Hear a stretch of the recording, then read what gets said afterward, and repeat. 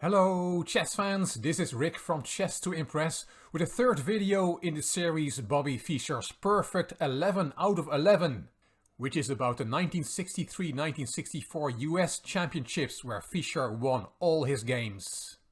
Fischer played in 8 US Championships and won them all, the first at the age of 14, the last in 1966-1967. The one that really sticks out is there in red when he indeed won the tournament with a perfect score. 11 wins out of 11 games, 3.5 points ahead of number 2. This is the table of that tournament. In the first round, in the first video in this series, we saw Fischer beat Edmar Mednis, who finished in 9th place. In the second round, he beat his friend Larry Evans, who would finish as runner-up.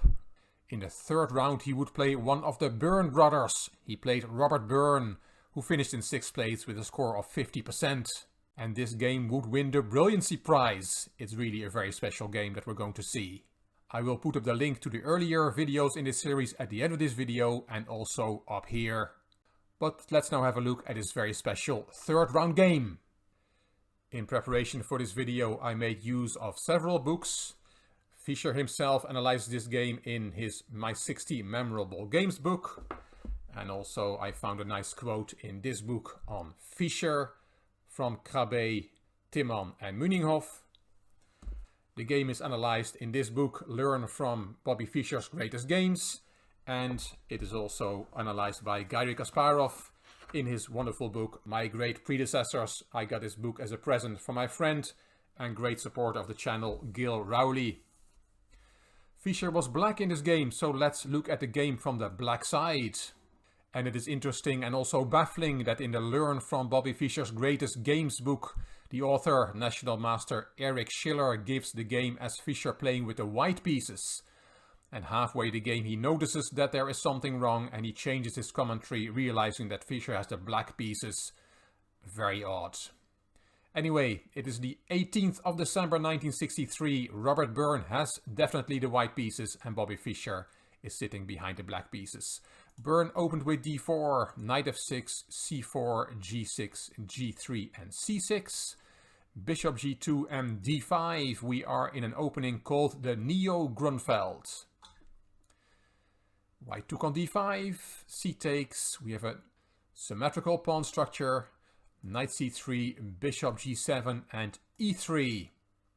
Here, National Master Schiller writes, it is not a particularly ambitious move. Bobby doesn't seem to be aiming for much in the opening. This of course should read that Byrne is not aiming for much in the opening.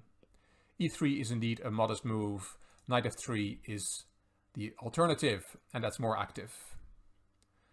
But e3 was played by Byrne, castling from Fischer, knight ge2, knight c6, and Byrne castled, and Fischer played b6.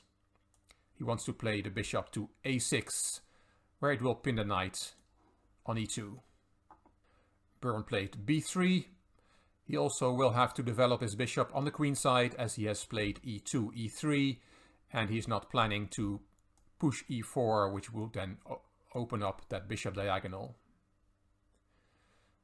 Bishop a6 from Fischer, bishop a3 from Byrne, and here queen d7 is a move connecting the rooks, but Fischer plays rook e8. Queen d2 and now e7, e5. Fischer writes, I was a bit worried about weakening my queen's pawn, but felt that the tremendous activity obtained by my minor pieces would permit white no time to exploit it. Byrne took on e5, knight takes, and here is an important moment. Rook fd1 was played by Byrne, which makes sense. It unpins the knight, but it was the wrong rook. Rook a to d1 should have been played.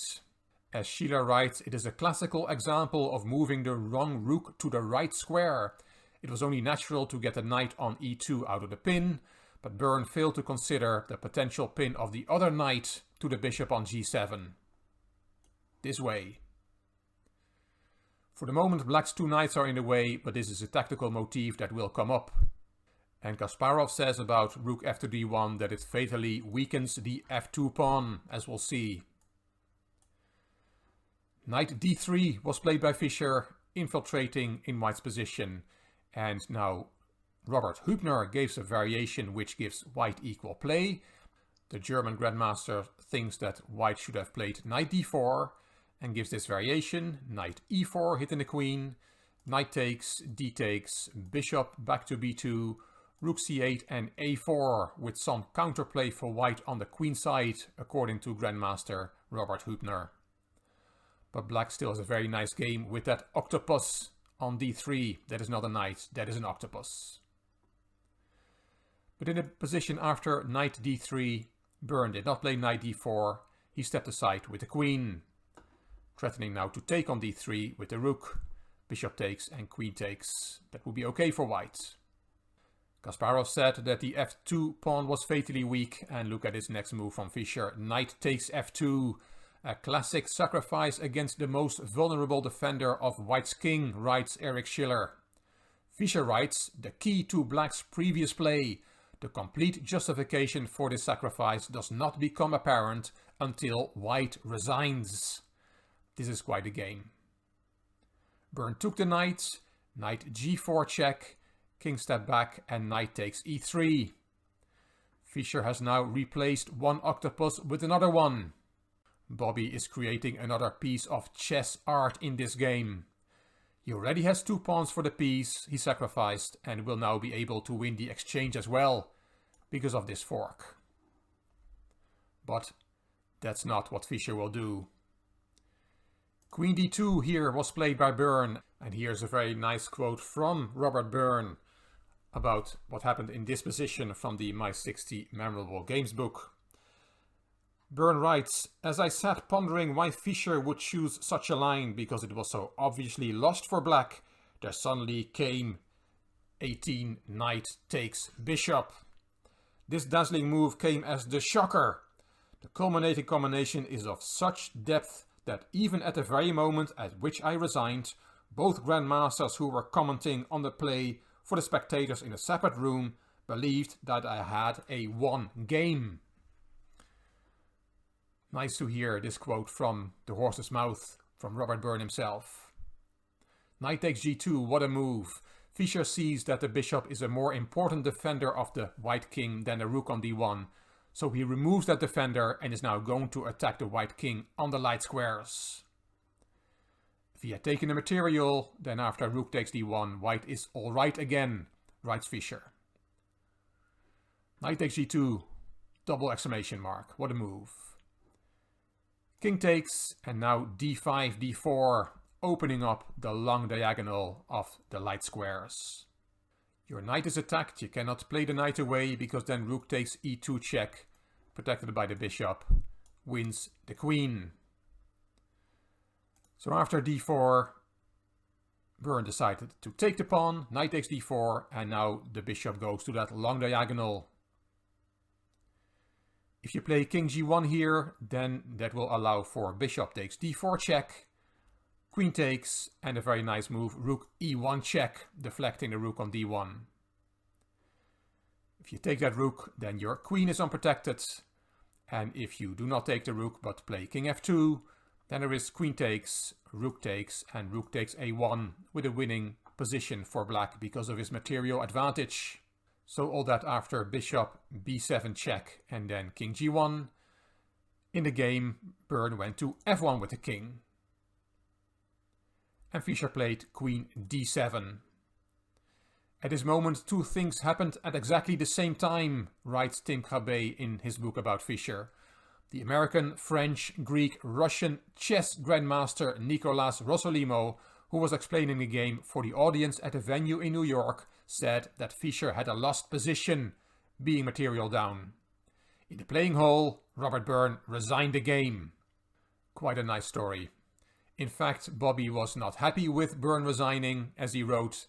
He says he had hoped for queen f2, and then he had planned queen h3 check, king g1, rook e1 check.